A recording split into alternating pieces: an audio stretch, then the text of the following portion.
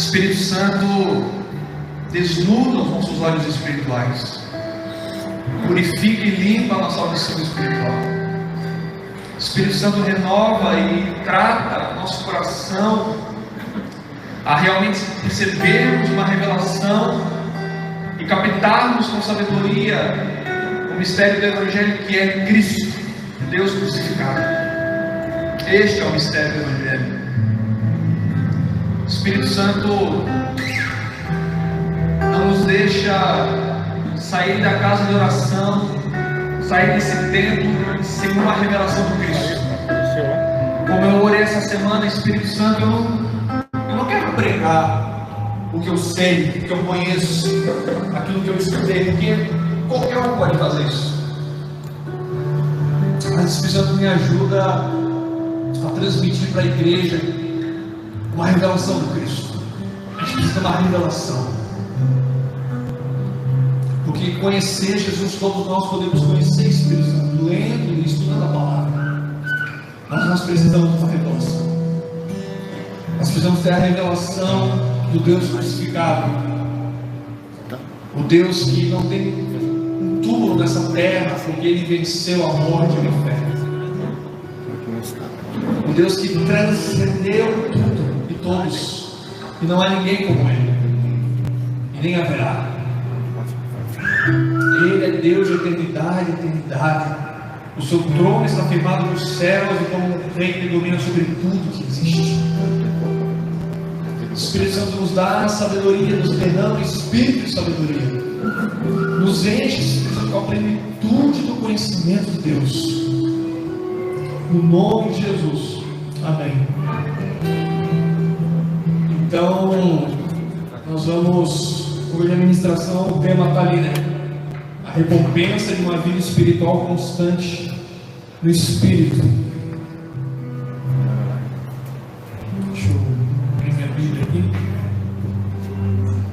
Então, a parte técnica da mensagem eu vou começar. Valeu, obrigado. Então, aqui na Save, quem me conhece pregando sabe que eu sempre passo a parte técnica para que vocês entendam o contexto histórico, o período, e depois a gente entra na mensagem. Então diz ali, a parte técnica da mensagem sempre vai ser explicada primeiro, comigo ministrando, porque a parte técnica sempre terá a importância, que ela é de suma importância, para que você saia daqui entendendo com a sabedoria histórica, que ela vai enriquecer teu cérebro, e a parte espiritual cristã. Aí tem ali em Lucas 24, versículo 44 ao 45, Jesus fala, e Jesus está falando isso para os apóstolos. Foi isto que eu falei enquanto ainda estava com vocês.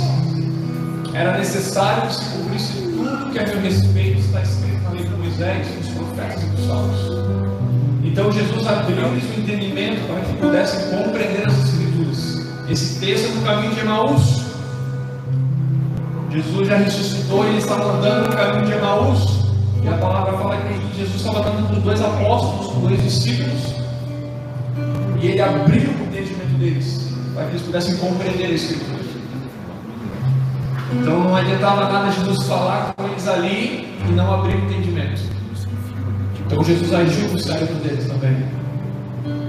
Pode passar tudo, por favor. Então tá. Então essa é a parte técnica da mensagem, né? Eu vou explicar para vocês rápido o que é um centurião. Esse é um centurião. Ele era um líder militar romano.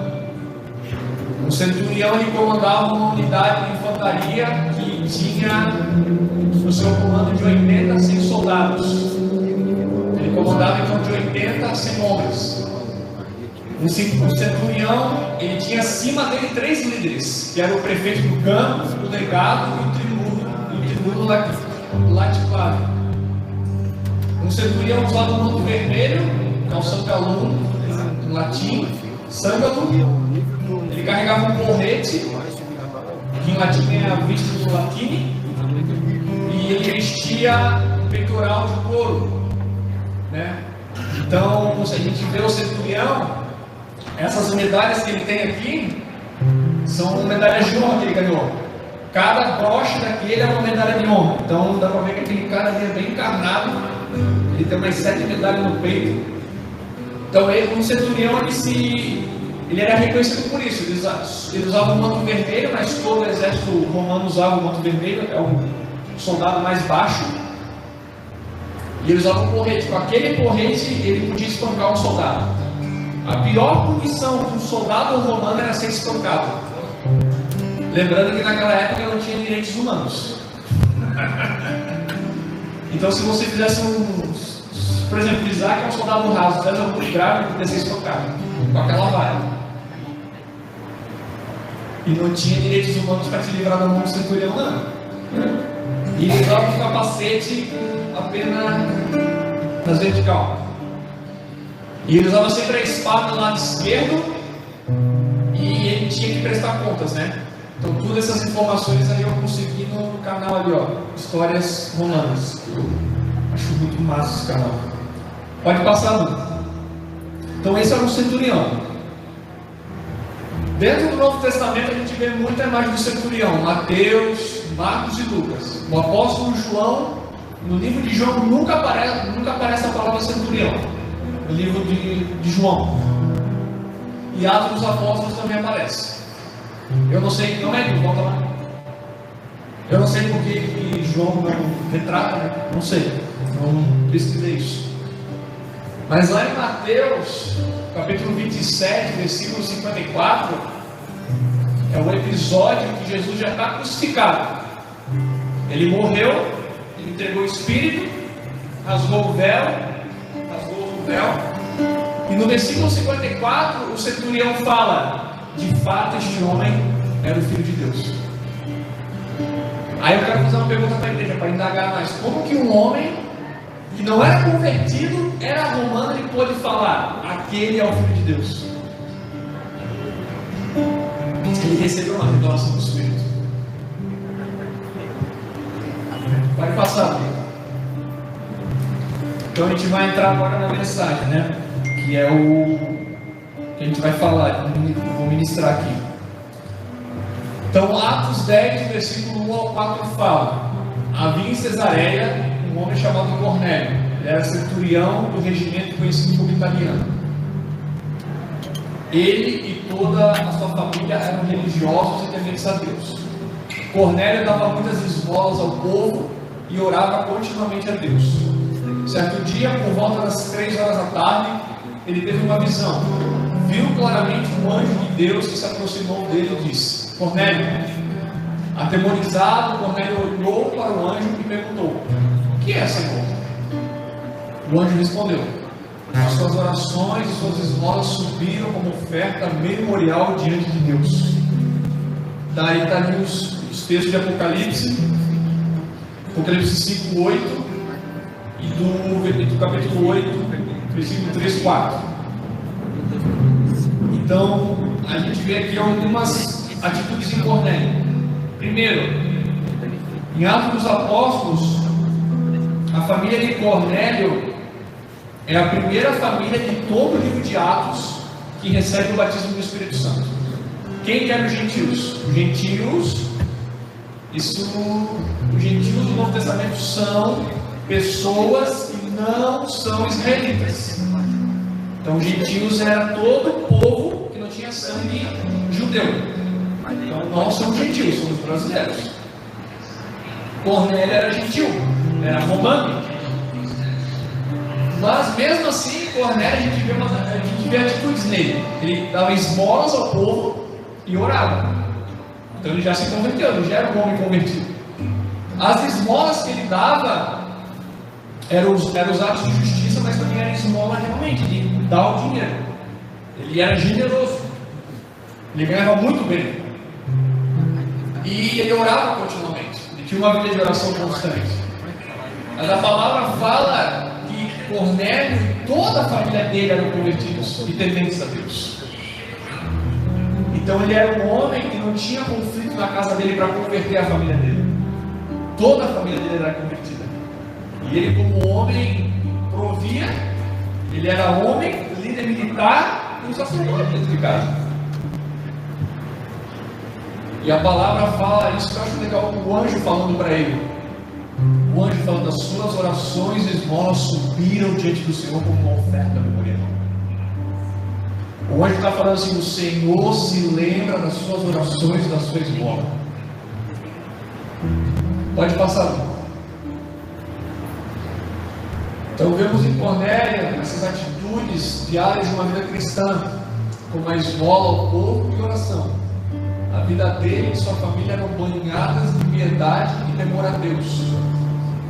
O anjo faz uma declaração fantástica. Suas orações e esmolas subiram como incenso diante de Deus.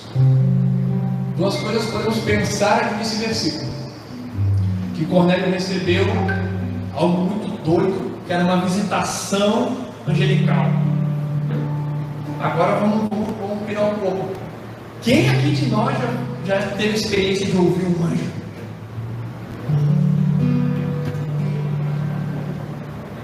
Quem aqui de nós?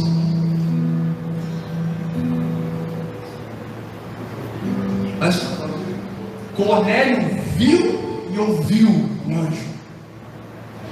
Sabe o que é o mais doido da questão assim, que eu acho do celestial? Que Deus usa os nossos sentidos para comunicar. Cara, Deus pegou algo celestial que é um anjo, e esse anjo veio na terra e o homem pode ver e ouvir. Agora eu quero levar você a pensar algo a mais. Pensa no profeta Isaías, no capítulo 6, o que ele fala? Os meus olhos viram o rei. Beleza, os olhos dele viram o rei da glória. Mas Moisés fala, Deus fala para Moisés: aquele que ver a minha face terá que ser morto. Mas Isaías viu o rei da glória. Já parou? Vamos pensar assim, cara, Deus ele nos concede uma experiência tão doida do nosso olho carnal poder ver algo que é celestial. Hoje, acho que o exemplo mais contemporâneo que a gente tem, quem ouve música, quem já está tempo na vida cristã e ouve música, tem a música do Jason Apton, que é um pastor muito famoso. O Jason Apton, ele é bem famoso nos Estados Unidos, ele já teve em Curitiba, no Decal. E o exemplo mais contemporâneo dele é a música Fly, que aparece a voz dos anjos. Os anjos cantam com ele. Cara, aquele é o exemplo mais contemporâneo de alguém, de um pastor, um homem de Deus que provou a manifestação angelical. Então, quando ele recebeu a visita e a mensagem angelical, cara, Paulo fala em 1 Coríntios 6 que nós, os justos, os salvos, nós haveremos de julgar os anjos. Hebreus 1,14 fala que os anjos são servos daqueles que hão de herdar a salvação. O ponto 2, né? Ele teve essa experiência de ver e ouvir o anjo. Cara, isso é muito doido. E a parada é que a gente só consegue pensar na experiência, porque a gente não teve experiência. Mas imagina ter experiência. Imagina, cara, se coloca no lugar de Cornélio. Imagina se cada um tivesse experiência com o anjo. Como que ia ser sua vida cristã? Alex, se tu recebesse uma mensagem angelical, Elisângela, Jonathan, Maria, quando foi gerar Jesus, qual o anjo que deu a promessa para ela? Gabriel. E ele fala: eu sou Gabriel, que sempre está diante do Senhor. Quando João Batista nasceu, qual anjo que anunciou o nascimento dele? Gabriel. Gabriel anunciou o nascimento de João e Jesus. Quando Pedro estava preso para ser morto, né, que o apóstolo Tiago já foi morto, e Pedro estava preso, ele ia ser morto no dia seguinte. Quem que libertou Pedro da prisão? O anjo. Os anjos são espíritos ministradores dos que hão de herdar a vida eterna. Hebreus 14. Cara, esse texto eu acho mais, cara. Quando Jesus passou na tentação no deserto, quando Jesus atravessou a tentação, a palavra que os anjos o serviam.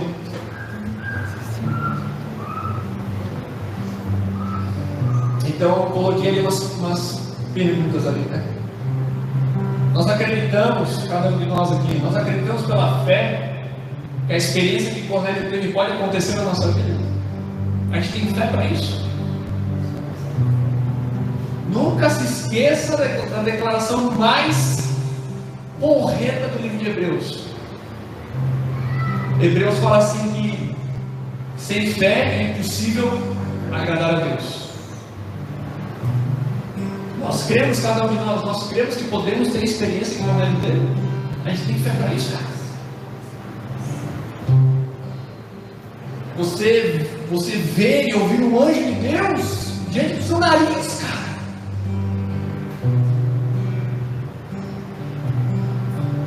Um ser celestial acima do nosso entendimento e compreensão. Daí os textos que eu coloquei ali, ó, fala tudo de anjo ali, ó. Hebreus 14, Lucas 1,19, Isaías, Atos, Números. São todos os textos que vão mostrar a manifestação angelical.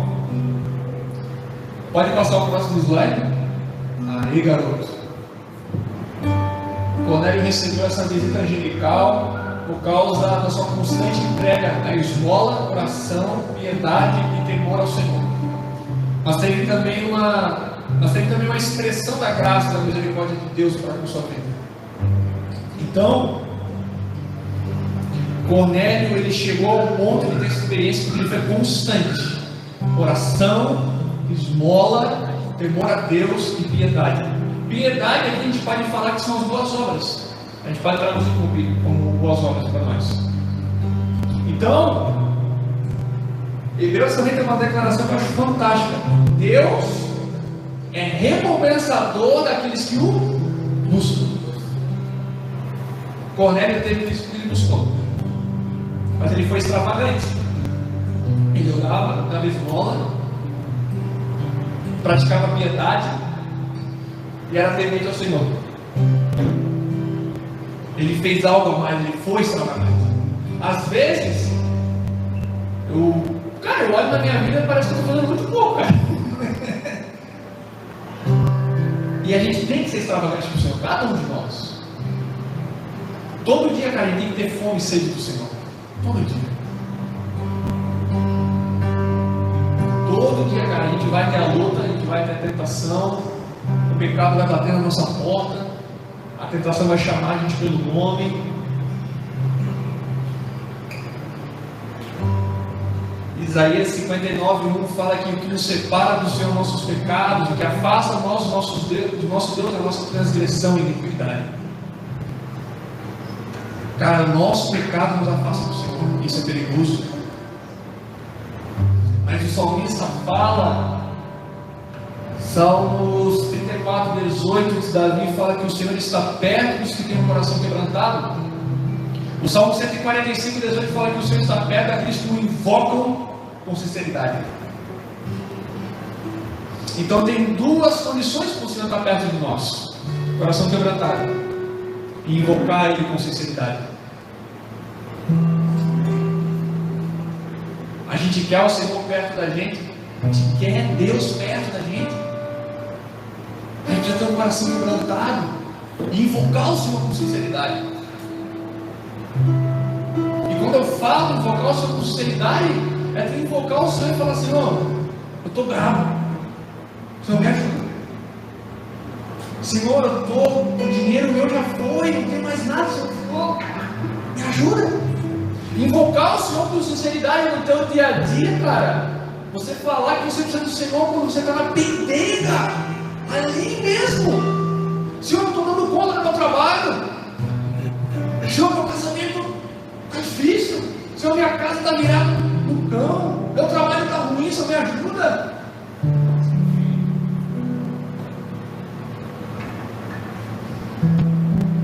A gente A gente precisa ser extravagante para o Senhor, cara. Cornélio foi. E Cornélio tinha uma família para cuidar, cara. Ele tinha uma casa para manter. Ele tinha, cara, se coloca no lugar de Cornélio, ele era um líder militar, ele podia morrer a qualquer momento. E não fique pensando que por ele ser centurião ele ficava na linha da frente, não. Na lei romana militar, na estratégia romana, na lei romana militar, o centurião ele tinha que estar na primeira fileira, na esquerda. Então, numa guerra romana, tinha muitas baixas de centurião, porque ele era o primeiro a tomar a porrada. Cornélio podia morrer a qualquer momento numa campanha militar. Ele podia deixar uma esposa, uma família. E o centurião não era qualquer pessoa na cultura romana. Júlio César foi um imperador que deu muito valor para os centuriões. Júlio César. Gente, a extravagância que Cornélio teve é a mesma que Noé teve, cara. Porque quando Noé sai da arca, não tinha a lei ainda, não tinha os 10 mandamentos, não tinha a lei de Moisés formada. Mas mesmo assim, sem lei, sem Torá, quando Moisés sai da arca, o que ele faz? Ele levanta um altar de pedras, corta um animal e faz um holocausto ao Senhor. Sendo que naquele tempo não tinha instrução da lei. Ele faz algo extravagante, sem ter lei. Você está entendendo que Noé fez o sacrifício sem ele ter instrução do que era um sacrifício? E a palavra fala, eu amo essa palavra de Jesus aqui, o cheiro do holocausto, o cheiro da carne do animal queimado subiu como incenso agradável ao Senhor. Ele não tinha os escritos de Moisés para saber que tinha que ter um monte de pedra, matar o animal. Não, ele só fez. Noé foi extravagante sem a lei. E Cornélio foi extravagante porque o horário que ele orava era às 3 horas da tarde. Isso é uma regra do judaísmo. O judaísmo seguia 4 horários de oração. E às 3 horas da tarde era um horário da oração. Então Cornélio ele foi um praticante do judaísmo. O judaísmo seguia 4 regras para orar. E às 3 horas da tarde era uma delas. E daí fala ali que toda boa dádiva e todo dom perfeito vem do alto, descendo para das luzes, em que não há mudança nem sombra de variação. Cara, o que Cornélio recebeu foi uma boa dádiva do Pai. Mas o Pai deu a ele essa mensagem que ele buscou. Uma coisa que a gente tem que colocar na nossa cabeça: nós como povo brasileiro, a gente tem dificuldade às vezes de pensar e assimilar que eu não preciso me esforçar, eu sou cristão, sou discípulo, não preciso me esforçar. Pô, Deus vai me dar tudo. Não, cara. Você quer ter experiências com Deus doida? Então você vai ter que ser muito extravagante.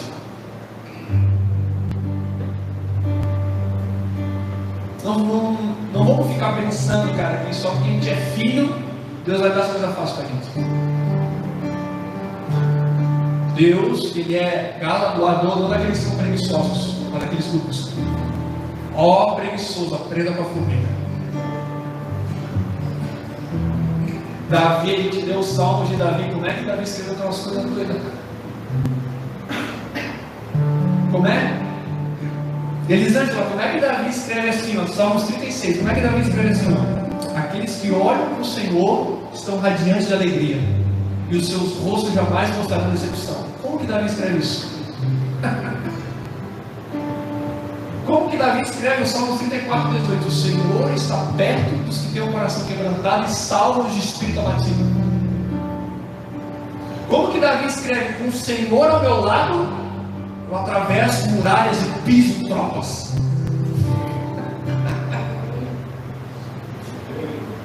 Como que Davi escreve o Salmo 16, 11? E o Senhor me fará conhecer a vereda da vida, a plenitude da alegria da sua presença, o eterno prazer da sua direita. Como que Davi escreve o Salmo 32, 13? E o Senhor me fará conhecer a vereda da vida, a plenitude da alegria da sua presença, o eterno prazer da sua direita. Como que Davi escreve o Salmo 33, 14? E o Senhor me fará conhecer a vereda da vida, a plenitude da alegria da sua presença, o eterno prazer da sua direita. Como que Davi escreve no Salmo 16, versículo 5: o Senhor é meu cálice e a minha porção, és o único Deus que me garante o futuro. Como que o homem escreve essas coisas?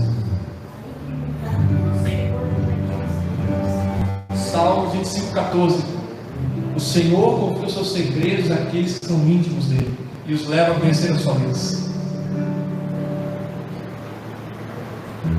Cara, como que Davi escreve essas palavras? Como que Davi escreve que o anjo do Senhor é sentinela daqueles que o buscam?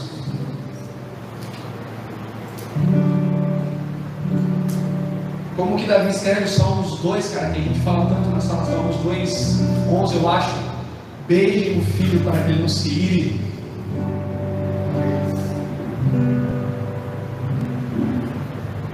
Cara, Davi escreveu toda essa doideira, esses salmos, cara, essas frases doidas demais, porque Davi foi extravagante na música dele. A minha língua é como a pena de um hábil escritor.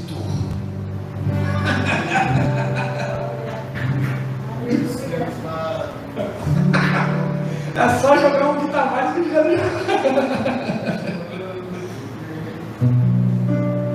Mas o que a gente sempre tem que pensar, cara, que Deus vai dar aquilo na medida que a gente está buscando. Ele vai liberar para nós na medida que a gente está se gastando. Mas também Ele vai dar porque dele vem toda a boa dádiva e todo o dom perfeito.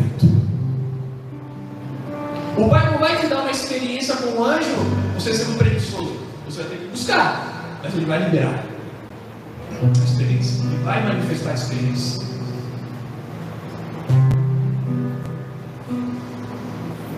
Se nós queremos de verdade verdadeira, essa experiência espiritual que teve na vida de Cornélio, vai exigir de nós a renúncia, constância e fé. Cara, a gente precisa ser constante, cara. E constante, eu quero falar isso, constante, cara, não é você ser rápido e você ser lento. Mantenha o ritmo, cara. Só mantenha o ritmo. Não interessa se você está rápido, se você está lento. Mantenha o ritmo. Seja constante. E faça renúncias. Cornélio renunciou, cara. Às 3 horas da tarde era o horário que ele orava. Cara, Cornélio renunciou o bolso dele. Ele dava esmola. Cornélio renunciou. Ele renunciou o prazer dele para fazer piedade, praticar as boas obras. Já parou para pensar que ele era um cara que ainda não tinha o Espírito Santo, ele não foi batizado no Espírito Santo, ele era convertido a Jesus, mas ele não tinha o Espírito Santo, mas mesmo assim ele praticava as boas obras, sendo que Roma ainda dominava Jerusalém? E quem vai na casa dele batizado com o Espírito Santo é o apóstolo Pedro?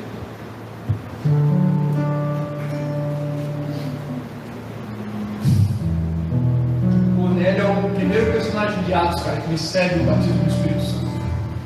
E ali se forma o concílio da igreja de Jerusalém. Cara, Cornélio mudou. Ele mudou a história da igreja, cara. Porque a partir dele, os gentios começaram a entrar na igreja, os gentios começaram a ser aceitos. Os apóstolos criaram um acordo. E depois de Cornélio Paulo já está na cena já. Paulo já está em cena. Paulo se converte lá no capítulo 9. Cara, Cornélio mudou, ele abriu um caminho para os gentios, cara. Porque quando Pedro vai na casa dele, Pedro fala: agora eu entendi o que o Senhor me falou, não considere puro aquilo que eu purifiquei. Não chame de puro que eu purifiquei, Pedro. Deus, naquele momento, estava manifestando Isaías 56, cara, a promessa de salvação para os gentios.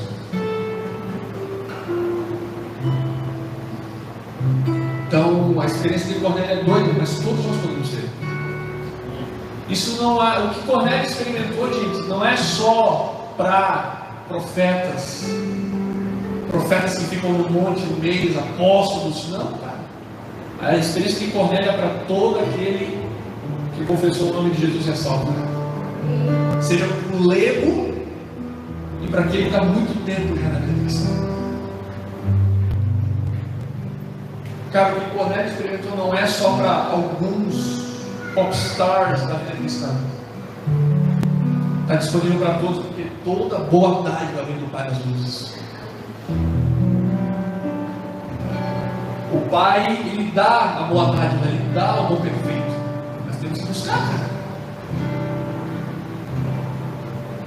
O que o Senhor fez com os homens, houve renúncia.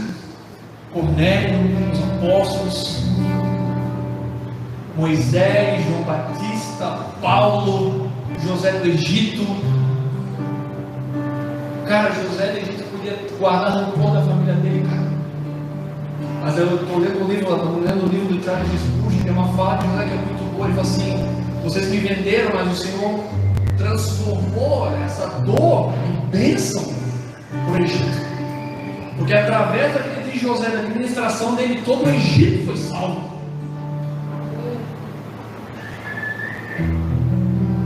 José podia guardar rancor, cara, mas ele renunciou ao rancor. E o faraó deu uma terra para os israelitas, a terra de Gozan. Então os homens de Deus renunciaram. Nós precisamos renunciar. Renuncia, irmão. Quer fazer jejum? Cara, faz jejum de um dia. Fica 6 horas sem comer. Começa devagar. Mas renuncia algo. Você não precisa começar se estripando, se extrapolando. Começa devagar. E lembra que os olhos do Senhor estão sobre aqueles que querem. O Senhor olha, cara. O Senhor olha cada sacrifício que a gente faz, cara. Um jejum de 5 horas sem comer, um jejum de ficar sem Instagram um dia, um jejum de ficar sem ver YouTube um dia. Jesus não é isso, cara. E se há uma renúncia para Ele, o Senhor toma isso. Pode passar o último slide ali. Então, essa é uma frase de Agostinho de Hipona ali, ó. A fé é crer naquilo que não vês.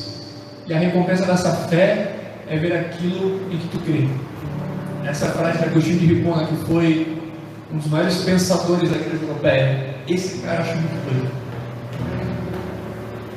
Agostinho de Hipona é um exemplo disso, cara. Esse cara era super imoral, safado na época dele. Safado, o cara era safado, assim, na impureza sexual. Mas quando ele se converteu, cara, ele renunciou muita coisa para viver essa vida. E ele se tornou um dos maiores filósofos e pensadores da época da igreja. A fé é crer naquilo que você não vê. E a recompensa dessa fé é ver aquilo que você crê. Amém? Então essa aí, gente. Essa é a mensagem de hoje.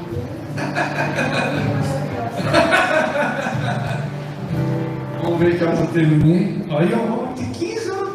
Caraca, top demais.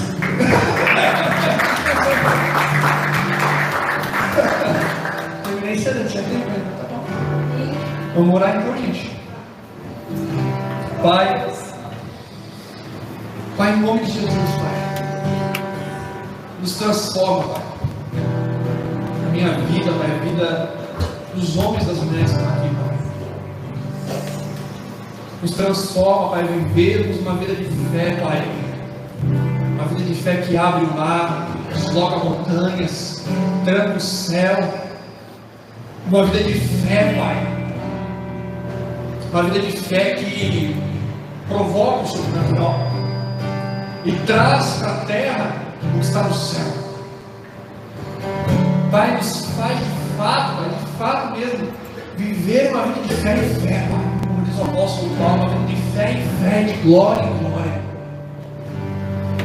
Pai, nos transforma, Pai, a ter essa vida de fé que te agrada, Pai. Uma vida de fé aceitável e com renúncia a Ti, Pai. Pai, a gente pode aprender, a gente pode ler a Bíblia, a gente pode orar, jejuar, a gente pode subir o monte, a gente pode ir para a vigília, a gente pode ir para a melhor conferência, Pai. Mas se não tivermos fé, Pai, se não tivermos fé, vai ser em vão, Pai. Se não tivermos fé, Pai, nós não te agradamos, Pai. E Jesus fala na parábola da viúva persistente: quando o Filho do Homem retornar, colocará fé na terra. O apóstolo Paulo fala dos três: da esperança, a fé e o amor. O maior deles é o amor. Mas a fé é importante. O apóstolo Paulo falou que dos três, a fé está junto. Pai, ativa nossa fé, Pai. Pai, nos transforma a ser os discípulos, filhos que vivem pela fé, Pai. Que andam pela fé, que respiram pela fé, Pai. Jesus nos muda a sermos discípulos de verdade que fazem obras maiores que as suas. Discípulos que fazem feitos maiores que o Senhor. Porque o Senhor deu essa promessa. O Senhor declarou que os seus discípulos fariam obras maiores que as suas. O Senhor nos faz agarrar essa promessa com a fé.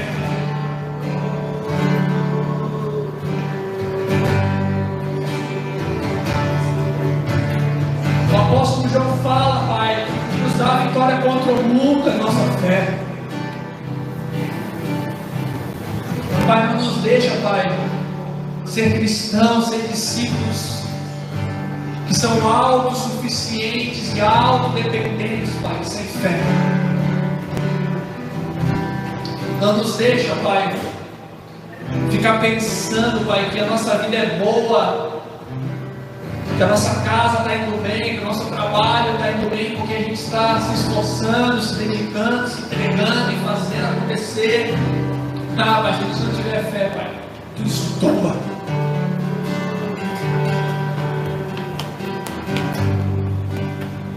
Pai, a gente pode enfrentar, Pai, o que for, Pai, mas se não tivermos fé, a gente desiste um instante, Pai. A fé é o fim e fundamento das coisas que não vemos, mas cremos. Pai, nos ensina, Pai, a não entender a fé aqui no cérebro, mas, Pai, nos ensina, Pai, nos ensina de fato a vivermos uma fé, Pai, uma fé viva, Pai, uma fé enérgica, Pai, uma fé fora da jaula que muda os ambientes, Pai. Uma fé que traz para a terra, que traz para a nossa casa o céu. Uma fé, Pai, que expulsa a doença, opera milagre, causa libertações, gera renovação. Pai, vem nos renovar, Pai, vivemos de fé em fé, de glória em glória. Em nome de Jesus, Pai.